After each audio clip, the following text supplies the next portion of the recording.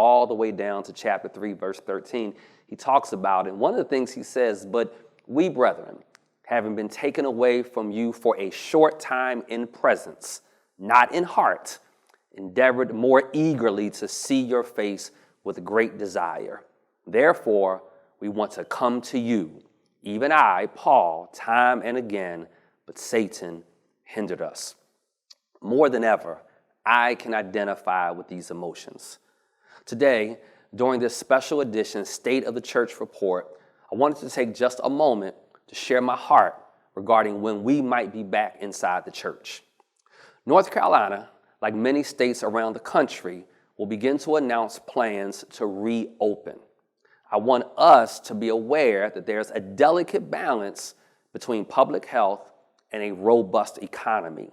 After all, we don't want people sick and dying, but we also need to work so we can provide for our families.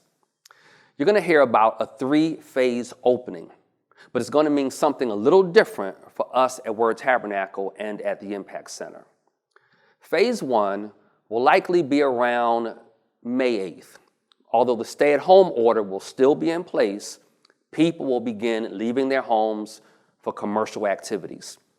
This is going to remain into effect for probably about 3 weeks. That takes us to phase 2. Phase 2 will likely begin around May 31st. And there will be an increase in the number of people allowed at gatherings. Also, during this time of the second phase, restaurants will open, and our guests, barbers, hairdressers, nail salons, etc. That takes us to phase 3. Phase 3 will likely begin 6 weeks after phase 2. So that's right around the middle of July. During this phase, we'll see an increase in the capacity at restaurants, other businesses, and in churches. During this time, Word will begin a reservation system, so we will pilot with a small portion of our membership being able to attend Bible study and Sunday worship with a really strict guideline that will require temperature checks and, of course, physical distancing. But let me be clear, this will likely be limited to 100 people or less. Now, given the current trajectory, I'm anticipating that we would consider gathering again as a church family around the first Sunday in August. That's like August 2nd, not before.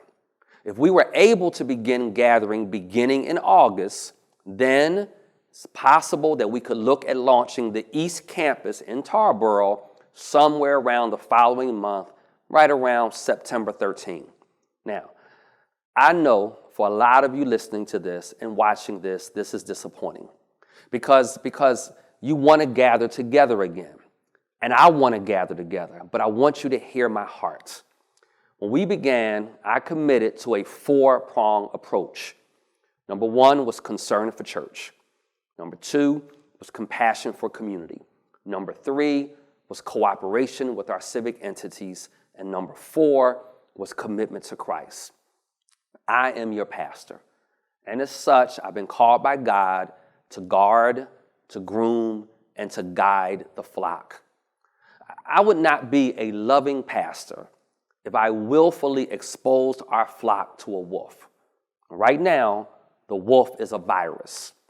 Also, because Word Tabernacle gathers so many people into the thousands, our premature gathering could put our entire community at risk. I don't want you confusing this as a lack of faith. It is actually exactly the opposite.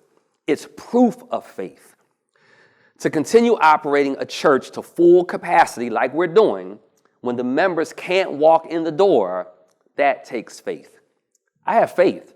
I have faith that God will not only sustain us in this season, but that God will further develop us. I have faith. I have faith that God will place on the hearts of people a desire to continue to worship virtually, that He'll place on the hearts of people a desire to get in a small group, that God will, by faith, I'm believing, help people to connect with us through social media, and that people will still support financially. Let me be really clear, family. I'm experiencing the same reality that many of you are.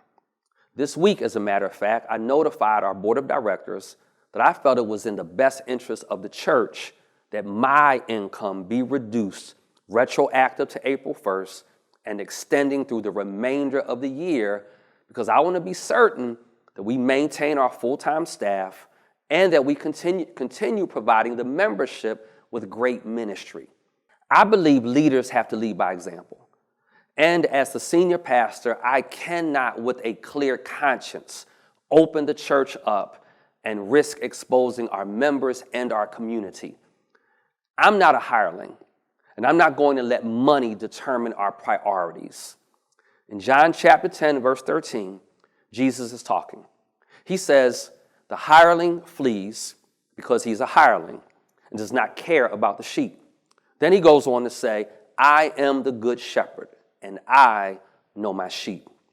As your under shepherd, I'm asking you to trust my leadership and to know that I love you too much to bring us back together too soon.